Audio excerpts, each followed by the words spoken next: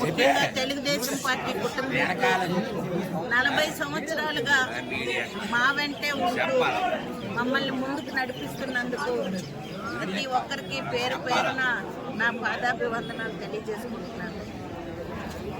ఏ రోజు మమ్మల్ని వదలకుండా ఉన్న మీ మాటని నేను ఈరోజు గౌరవించుకుంటున్నాను. 5 సంవత్సరాలుగా పార్టీ అధికారంలో లేకపోయినా పార్టీ వాళ్ళు ఏ మెసేజ్ ఇచ్చినా సాయంత్రం 6 అవ్వని 7 అవ్వని ఎన్ని గంటలు అవ్వని ప్రతి ఒక్కరూ కూడా హాజరయ్యి ప్రతి కార్యక్రమాన్ని మనం నిర్వహించుకోవటం జరిగింది.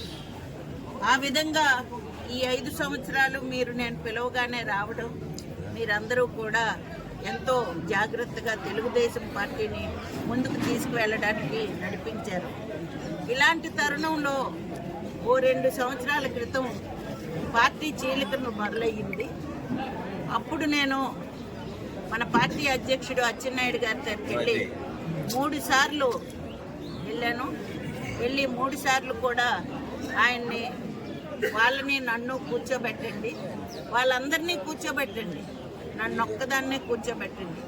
నా తప్పు అయితే నేను క్షమించమని అడుగుతాను. నా తప్పు లేకపోతే అందరం కలిసి పార్టీకి పనిచేస్తాం. ఈ ఒక్క విషయం మీరు చేయండి సార్ అని 3 సార్లు ఆడదానిగా నేను వెళ్ళి అడగడం జరిగింది. పాపం ఆయనకి 2 సంవత్సరాలు ఖాళీ లేక 1 నిమిషం కూడా టైం లేక ఆయన పని చేయలేకపోయారు.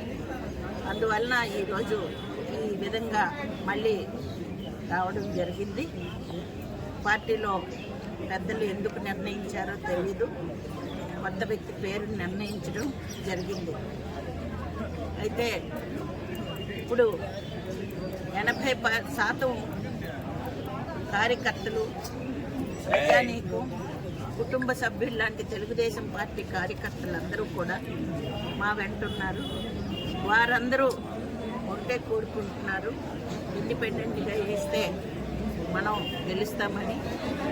గెలుపు ఓటములు పక్కన పెట్టిన కార్యకర్తల మనోభావాల మేరకు వాళ్ళు ఏం చెప్తే అదే చేస్తారు.